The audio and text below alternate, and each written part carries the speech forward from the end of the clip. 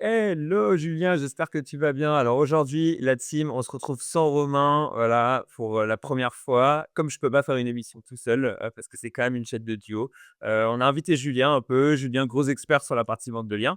Et du coup, on s'est dit qu'on avait discuté de pas mal de sujets. Euh, le premier sujet qui est intéressant, Julien, à mon avis, c'est que toi, alors qu'il est, la vente de liens, t'en fais depuis quelques temps. Et c'est un sujet pour toi que tu fais sur le côté, dans le sens où tu as un taf à temps plein d'employé. C'est un business que tu as développé, voilà, en mode side business. À côté de ça, on peut l'entendre un petit peu en fond, de temps en temps, on entend que tu as des enfants. Voilà, tu as des enfants en bas âge et du coup, tu as une vie de famille. Et la question, c'est comment est-ce que tu fais pour gérer tout ça? C'est quoi tes méthodes pour réussir à avoir développé, un side business de vente de liens en plus de tout ça, quoi? C'est simple, c'est, focus, focus, focus et rigueur. Parce que, les gens qui ont des enfants, une vie à côté et tout le savent, c'est compliqué. On n'a pas forcément beaucoup de temps, donc faut essayer de récupérer, un petit peu le temps, partout où on peut le trouver. Typiquement, voilà, chacun a un petit peu son rythme. Il y en a qui sont des couches tôt, d'autres des couches tard. Mais l'idée, c'est, si toi tu es un couche tard, tu une fois que les enfants ils sont au lit, que tu as mangé, OK, ouais, tu as l'appel de Netflix, des bouquins ou quoi, mais non, là, je vais me caler un moment pour bosser sur mes projets ou, voilà, si tu as un lève tôt, tu te lèves un petit peu avant le réveil des gamins. Pareil, tu vas bosser et heu et voilà, quoi, c'est comme ça. Après, c'est chacun un petit peu son style de vie, mais faut être focus et surtout, faut pas trop négocier avec soi-même. C'est-à-dire que, forcément, moi, je suis comme tout le monde. Une fois que j'ai mangé, j'ai envie de me poser, de souffler et cetera, non, et là, j'ai mes projets, je vais bosser dessus et à la rigueur, ce que je fais des fois, c'est que si je veux mettre un truc sur Netflix, je me mets ça en fond pendant que je fais des tâches un petit peu débiles qui n'ont pas trop de réflexion, et voilà, quoi. En fait, c'est des petits trucs comme ça mis bout à bout, mais surtout, ouais, faut pas lâcher, il faut pas discuter avec soi-même, quoi. C'est, tu un projet, faut y aller, quoi. Est-ce que, j'aime trop la phrase «faut pas négocier avec soi-même». C'est un truc que j'utilise hyper souvent et que j'essaie de me dire à moi-même: «Mais ma meuf, elle se fout de ma gueule pour ça, elle est là». Tu fais encore le gars de tu sais, c'est les réels Instagram, quoi. «Ah oui, c'est mauvais, il va falloir d'efforts et tout». Mais c'est vrai que putain, c'est ce qui marche si tu as envie de te mettre un coup de pied au cul, au final.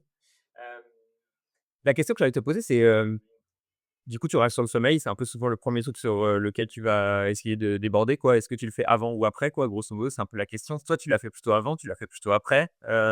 Genre, journée ou fin de journée? Moi, c'est Tu t'es plutôt, organisé comment? moi, j'ai toujours été un couche-tard.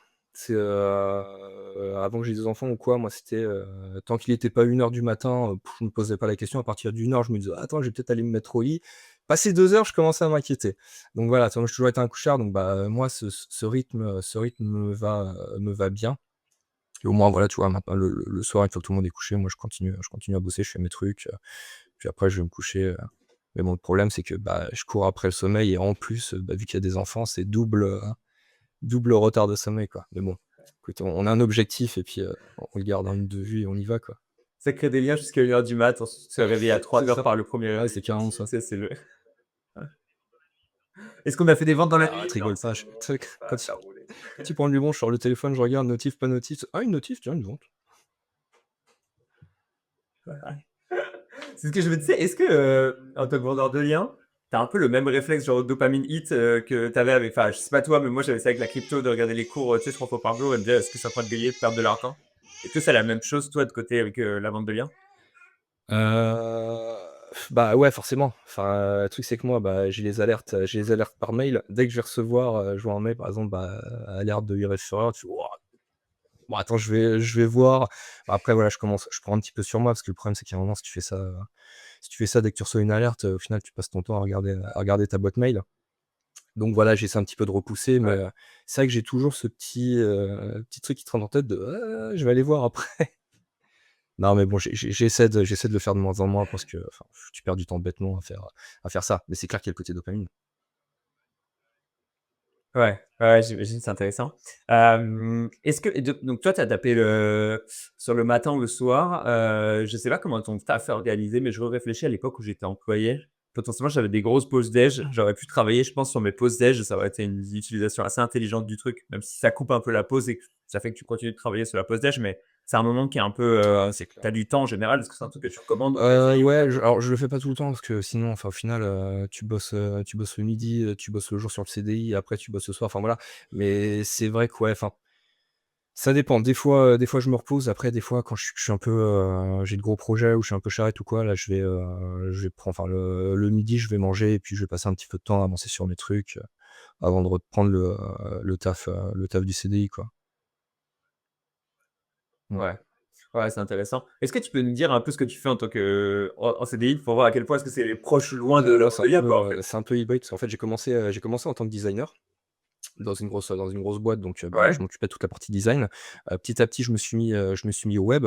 J'ai fait aussi un petit peu de vidéo, donc j'ai vraiment eu toute une partie design hyper transverse, y compris le web design et en fait, en partant du web design, bah, je commençais à mettre un petit peu les mains dans le code et cetera. Ce qui fait que maintenant je suis, de moins en moins la partie designer parce que je délègue ça le plus possible à des alternants ou des stagiaires. Mais, après je gère en fait les sites web de la boîte, dont notamment la partie SEO. C'est-à-dire que s'il y a des évolutions à faire, bah, on a une agence de dev, c'est moi qui suis en contact avec eux et sinon, bah, par contre, c'est moi qui gère, tout le dev de la boîte. Tout le l'SEO, je veux dire. Ouais. Ouais, tu ajoutes la partie, webmaster plus acquisition de trafic, quoi, grosso modo, et Ouais, marketing, bah, quoi, après pour le je bosse dans une équipe marketing, donc on a, toute la partie marketing et je laisse ça aux sachants et aux experts. Mais moi, c'est vraiment, ouais, plus la partie, design et surtout, évolution des sites et SEO. OK. OK, OK, c'est intéressant, c'est marrant.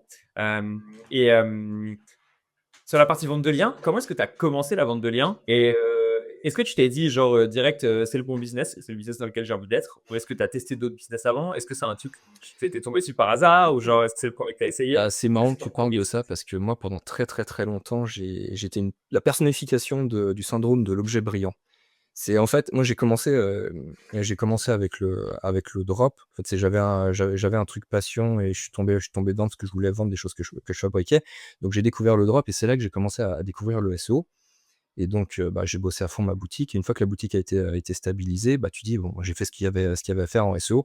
Qu'est-ce que je fais maintenant?» Et en fait, je me suis découvert une passion pour le SEO, donc j'avais envie de continuer d'aller, un petit peu plus loin et donc bah, on va dire le sujet drop, positionner des boutiques et cetera, je maîtrisais et donc bah, j'ai commencé à élargir.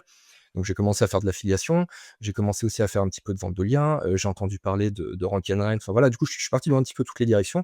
Assez rapidement, je me suis rendu compte qu'il y avait certaines choses qui me plaisaient moins que d'autres, mais typiquement, la partie affiliation et vente de liens, ça me plaisait pas mal.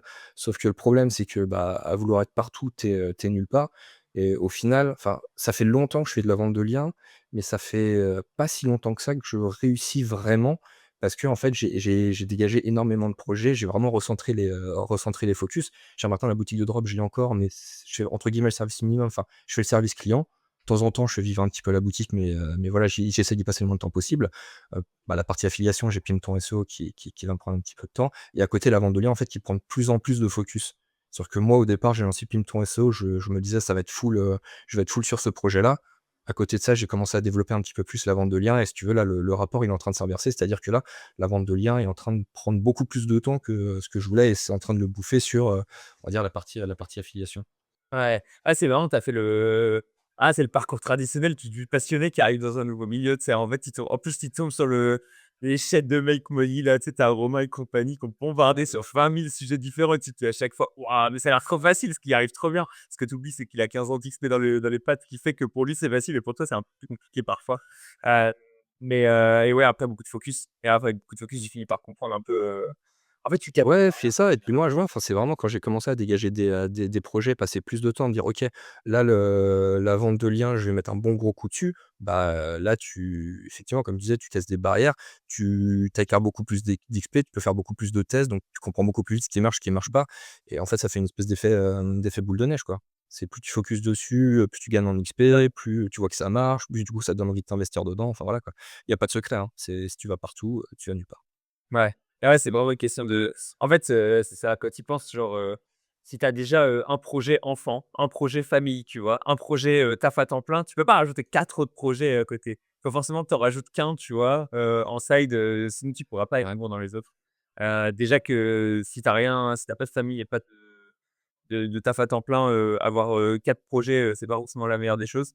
Alors si tu as d'autres choses à faire tourner, Après moi, j'ai eu de la chance et j'ai quand même commencé avant d'avoir des enfants, donc si tu veux, j'avais déjà lancé un petit peu la boule de neige, ce qui fait que Déjà, j'avais déjà, Ouais. enfin dans ma tête, j'étais déjà formaté, vas-y, j'ai mes projets, j'ai mes business et cetera, je bosse dessus. Enfin, j'étais déjà, j'ai toujours été plus ou moins un gros bosseur, donc je bossais déjà pas mal.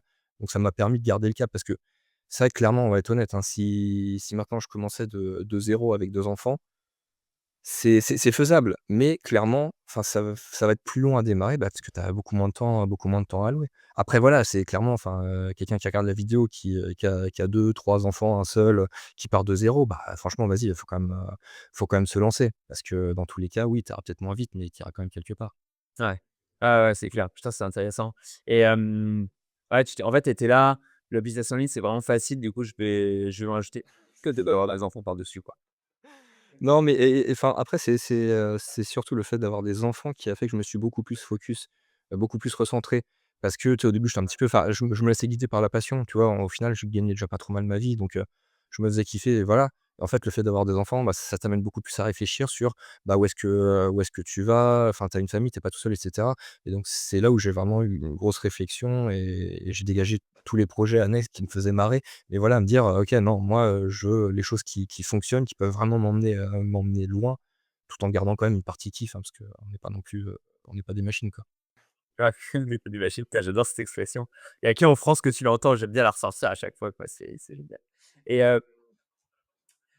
tu focus sur la partie vente de liens vs, la partie affiliate, c'est celle qui génère Gars, ouais, ouais. après j'ai pas non plus délaissé l'affiliation parce que tu vois, Pimp-toi-so, je fais encore vivre, je fais encore des vidéos, je fais des posts et cetera, je fais vivre le site. Mais en fait, si tu veux, là, moi, je me projette à long terme. C'est l'idée, c'est que dans tous les cas, je fais vivre Pimp-toi-so parce que si j'arrête de faire vivre le projet, clairement, ça va mourir.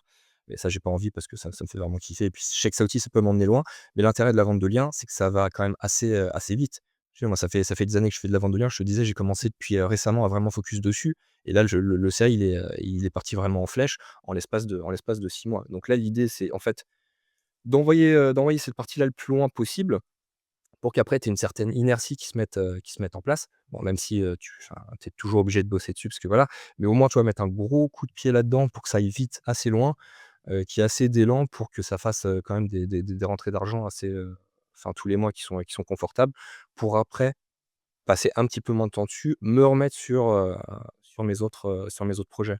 Voilà, c'est pour l'instant, je mets du charbon là-dedans pour avoir le cash qui me permettra après de me faire, de bosser sur des projets qui sont, bah, enfin d'autres projets qui me tiennent à cœur, quoi.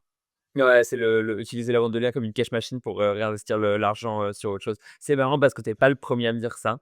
Il y a quand même beaucoup de gens qui ont un peu cette vision sur la vente de liens, de se dire: «C'est une bonne cash machine rapide et efficace, un petit hack dans la matrice». Et du coup, comment est-ce qu'on l'exploite à 100 Ouais, pour les après juste par rapport à ça, enfin, tu sais, tu parles de hack. Ouais, c'est un hack, mais après faut pas non plus, faut pas se leurrer, ça demande quand même du taf. Parce que, tu sais, on a souvent enfin, je vois ça on peut se dire de l'extérieur: «Ah ouais, vas-y, c'est facile et tout». C'est facile si tu t'en donnes les moyens, clairement, si enfin, faut bosser, faut y aller et cetera, mais tu vas te prendre des murs, il y a des ouais, enfin, il y a des moments, j'ai lancé des sites qui ont pas marché et cetera. Enfin, voilà, faut accepter que tu vas en chier, quoi. Mais si tu bosses, ouais. c'est clairement des projets les plus faciles et qui se rapprochent le plus d'un hack, ouais, tant que tu t'en donnes les moyens. Et je pense que c'était beaucoup un hack il y a 2 ans, tu vois? Je pense que c'est beaucoup moins hack que c'était il y a 2 ans. C'est peut-être une vision que j'ai, mais je pense que ça a été super advertised comme, un peu le business, entrée, dans le SEO et du coup, il y a eu plus de concurrence, plus de gens qui se sont lancés et ça couplé à l'IA, fait que, voilà, c'est vraiment une question de temps à investir, et dès que Ouais, tu le je fais t'avoue, enfin, moi, il y a 2 ans, j'étais déjà dans la vente de liens, mais j'étais pas du tout mature, enfin, clairement, je suis dans la phase où, je fais des tests, je perds mon temps et voilà, quoi. Donc honnêtement, je saurais pas dire peut-être. En tout cas, c'est sûr que là, ouais, il y a quand même de la concurrence donc si tu te dis: vas-y, je vais y aller, ça va se faire tout seul», non, pas du tout, pas du tout et surtout, faut essayer de sortir des OK. sentiers battus, quoi. Bon, bah, écoute, Julien, merci donc pour ton feedback là-dessus. Voilà, pour tous nos auditeurs qui ont une vraie vie de famille, c'est possible, Julien l'a fait. Donc, hésitez pas, on y va, on bombarde et puis, vente du lien, hein.